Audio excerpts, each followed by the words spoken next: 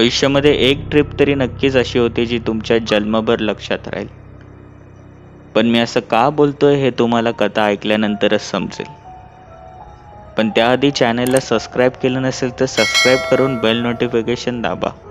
कथा कशी होती तुम्ही मला नंतर इंस्टाग्रामवर सांगू शकतात. ID आहे tejas.story. वृषाली आणि सोनाली, नुकताच त्यांचा जन्मदिवस झाला होता. आता ते 21 वर्षाचे झाले होते. पण आश्चर्य या गोष्टीचं की गेल्या 10 वर्षापासून ते त्यांच्या मामाच्या गावी गेले नव्हते. मामानेही त्यांना बोलवले. नवीन घरचे बांधले होते. आई बाबा हे निघून गेले होते. आपले मुली मोठे आहेत याच्यावर विश्वास ठेवून वृषाली आणि सोनालीने रात्री जाण्याचं ठरवलं. तसं त्यांनी प्लॅनही केला आणि ते निघाले. हळूहळू करून मुंबई लांब पडत गेली. त्या अंधाराला चिरत वृषाली आणि सोनालीची गाडी तशीच जात होती. 100-110 अशा वेगवान गतीने. मनात थोडीफार भीती होतीच, कारण की आजूबाजूला होते ते मिठ्ठा अंधार. मध्ये काय झाड येईल तेच, पण त्यातही क्षणाक्षणामध्ये भास होत असे की कोणी आपल्याला त्यातून बघत तर नाही ना. पण कसा बसा त्यांनी तो प्रवास गाठला आणि आपल्या मामाच्या गावाला पोहोचले. तिथे पोहोचताच मामांनी त्यांचे स्वागत केले. काही दिवस उलटले असतील. या दोघांनी खूप दिवसांनी तिथे आले होते म्हणून तिथेच राहण्याचे ठरवले होते. आई बाबा हे निघून गेले. वृषाली आणि सोनालीची गावामध्ये फार ओळख झाली होती. त्यातच वृषाली आणि सोनालीला एक गोष्ट कळाली की या गावी असं काहीतरी आहे ज्याच्यावर बोलण्यास कोणताही गावकरी नकार देतो, आणि ती गोष्ट आहे आत्मा. हो, हे ऐकताच दोघांनाही थरकाप उडाला आणि दोघांनी याचा सोक्ष घ्यायचे ठरवले होते. शेवटी शिकलेले मुली ते कधीतरी स्वतःला ओव्हरस्मार्ट समजणारच असं त्यांना वाटत होते. त्याचप्रमाणे त्यांनी गावी सगळ्यांना विचारले की नेमकी प्रकरण काय, पण कोणीही सांगण्यास नकार दिला. आणि एक दिवशी मामाला हे समजले आणि मामाने दोघांना दम दिला. दम तर एवढा स्पष्ट होता की तुम्हाला राहायचं असेल तर राहावा, नाहीतर आपल्या घरी निघून जा, असं स्पष्ट भाषेत. या दोघांनाही ते जीवाला लागले होते. रात्री बेरात्री असेच दोघी झोपी गेले होते, पण दोघांनाही झोप येत नव्हती. म्हणून यांनी आपल्या जवळच्याच बीचवर जाण्याचे ठरवले. वृषालींनी घड्याळामध्ये बघितले तर रात्रीचे 12:30 वाजले होते. मामा मामीची नजर चुकवत हळूहळू करून ते घराच्या बाहेर पडले. आजूबाजूचे घरामध्ये सगळे झोपलेलेच होते जणू.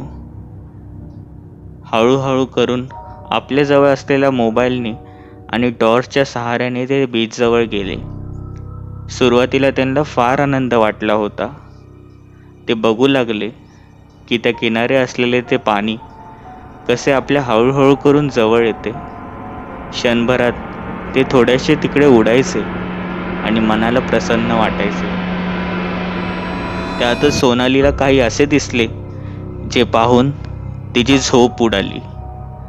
सोनालीने वृषालीला हात दाखवत बोलली, तिथे ते बघ काय. वृषालीने तिकडे बघितले तर तिथे काहीतरी चमकत होते. दोघांनी एकमेकांचा हात पकडून तसेच हळूहळू करून त्या दिशेने जाऊ लागले. तर ती वस्तू अजूनच चमकू लागली. जसे जसे ते जवळ गेले तर त्यांना समजू लागले की तिथे काहीतरी जळत आहे.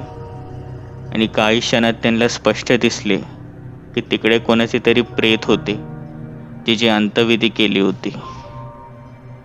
हे पाहताच दोघांची थरकाप उडाली.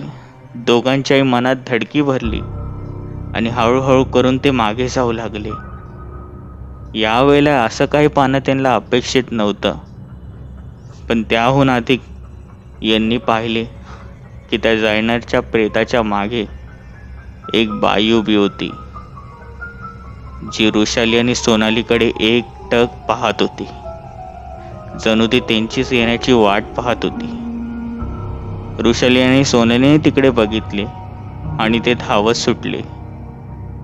पण धावता धावता एक करून सोनाली पडली.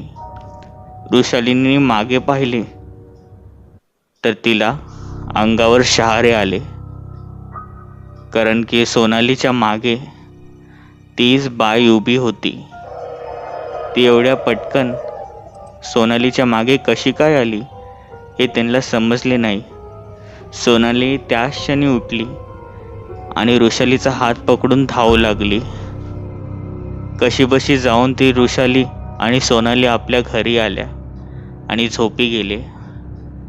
मामाला यातलं काहीच सांगितलं नाही, कारण की माहिती आहे जर सांगितलं तर काय होईल.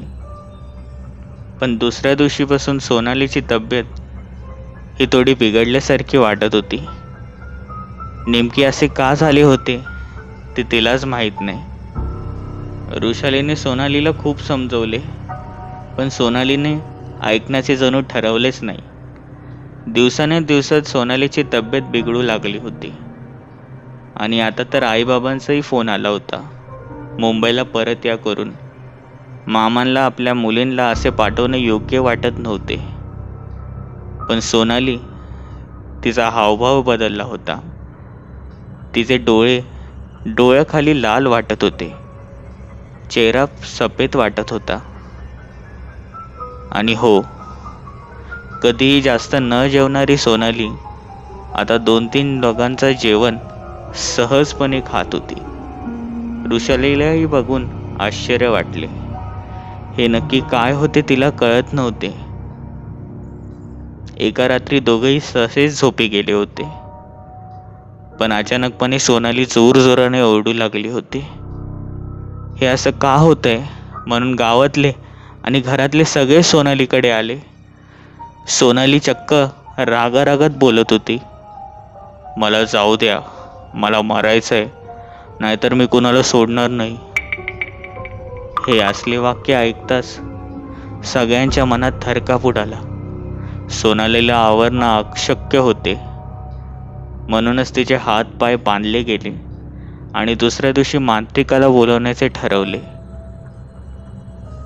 पण ती रात्र ही जणू जात नव्हती. मनात तेच विचार वृषालीच्या येत होते. ती बाई, ती होती तरी कोण? तिने काही केलं तर नसेल ना? याच विचारामध्ये ती रात्र गेली. दुसरा दिवस आला आणि मांत्रिकाला बोलवण्यात आले.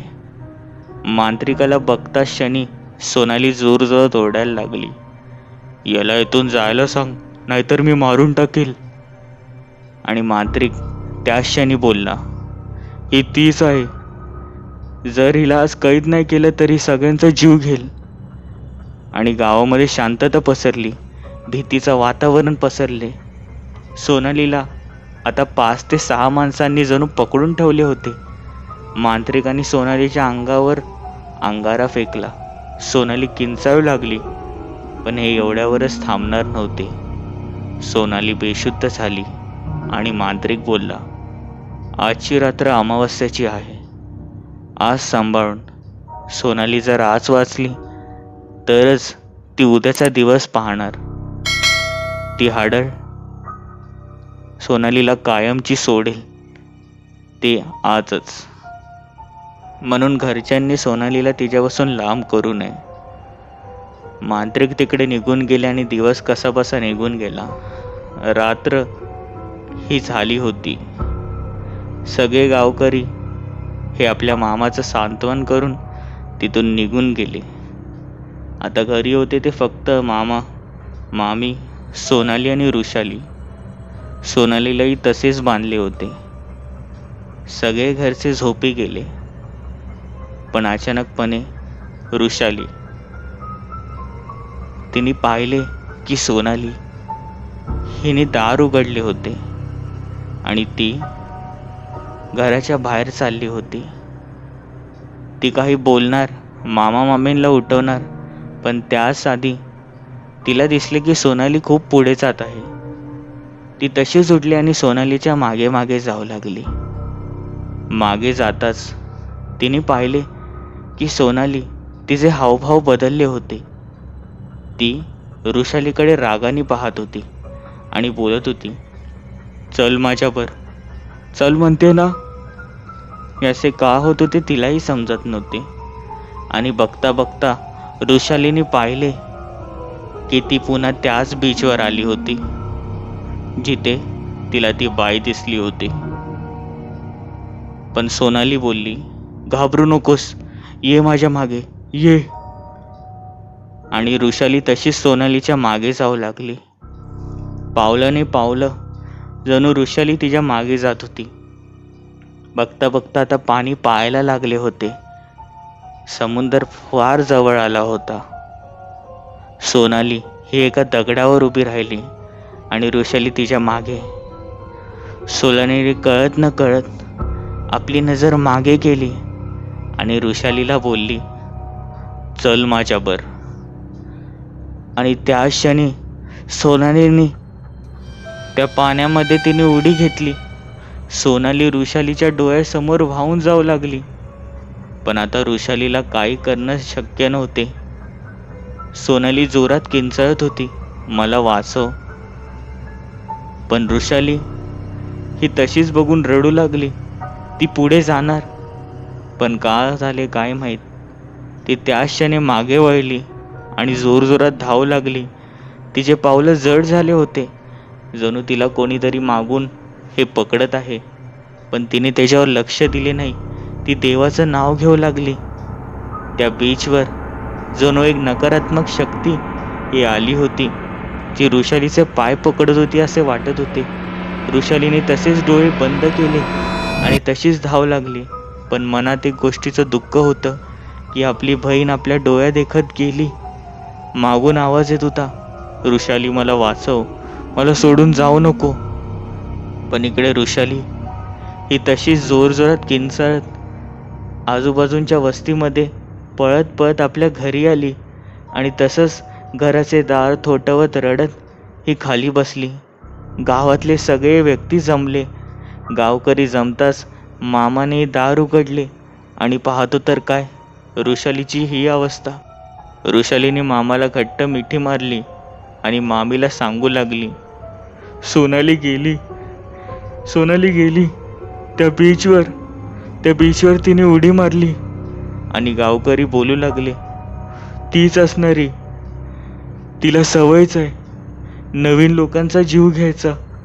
बीचवर तिनेच मारला असणार आणि त्याच्या अंगातही तीच आली असणार. हे ऐकताच सगळे गावकरी घाबरले.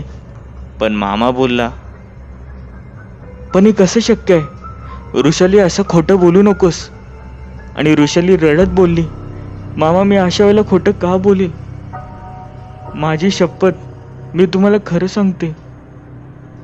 मामाला भरोसा पटला. तिने तिचे पाय बघितले आणि मामा बोलला, वृषाली, सोनाली तर आता आतच आहे, ती जाग्यावरनं हल्ली देखील नाही. हे ऐकताच वृषालीला दुसरा धक्का बसला. ती तशीच घराच्या आतमध्ये गेली आणि पाहिले की सोनाली ही तशीच झोपली होती. तिचे हात आणि पाय तसेच बांधले होते. हे सगळं पाहून वृषालीने हसावं की रडावं तेच समजत नव्हते. एकीकडे आपली बहीण जिवंत आहे यासाठी हसावे की आपण काल रात्री काय पाहिले यासाठी रडावे. पण त्या क्षणी एका म्हाताऱ्या बाईने वृषालीचा हात घेतला आणि तिला समजवले, बाळा, तुझे पाहिलंस ना, ती इकडचीच एक हाडळ होती. गावामध्ये जे कोणी येईल त्यांना ती लुटायची आणि मारून टाकायची. पण एके दिवशी गावातल्या काही व्यक्तींना हिचे हे कारनामे समजले आणि गावातल्या लोकांनी तिला मारून टाकले. तिला त्या बीच जवळच मारले. पण काही दिवसांनी तिची ते भूत, तिची ती आत्मा सगळीकडे भटकू लागली. गावातल्या व्यक्तींना ती बीचवर जे कोणी रात्री जात असे त्यांना असंच भ्रमित करून आधी ती त्यांच्या परिवाराचं रूप घेऊन त्या समुद्रामध्ये उडी टाकत असे. मग ते व्यक्ती आपल्या परिवाराच्या व्यक्तीला वाचवण्यासाठी ते समुद्रामध्ये उडी टाकत असे आणि त्यानंतर ती त्यांचा जीव घेत असे. काल बरं झालं तुम्ही तिथे उडी टाकली नाही. आणि हो, या मुलीच्या अंगात म्हणजे सोनालीच्या अंगात देखील तीच होती. ती आता निघून जाईल, पण तुम्ही यापुढे या गावी कधीच येऊ नका. हे ऐकताच वृषाली जोरजोरात रडू लागली. मामांनी आणि गावकऱ्यांनी धीर दिला, पण इकडे आता सोनालीला जाग येऊ लागली होती. सगळ्यांच्या मनामध्ये पुन्हा तीच चिंता. ती बरी तर असणार ना, की तिने तिचा पिछा सोडला नसेल. पण आता सोनाली पहिल्यासारखी बोलू लागली. सगळे माझ्याकडे असं का बघतायत? काय झालंय? आणि सगळ्यांच्या चेहऱ्यावर हसू फुलले. पण यानंतर मात्र सोनाली आणि वृषाली त्या गावी कधीच गेली नाहीत. तुमच्यावर असा प्रसंग झाला तर काय कराल? मला नक्की सांगा. कथा कशी होती तुम्ही मला इंस्टाग्रामवरही सांगू शकतात. आयडी आहे tejas.story. चॅनलला सबस्क्राईब करायला विसरू नका. बेल नोटिफिकेशन नक्की दाबा. भेटूया पुढील भागांमध्ये.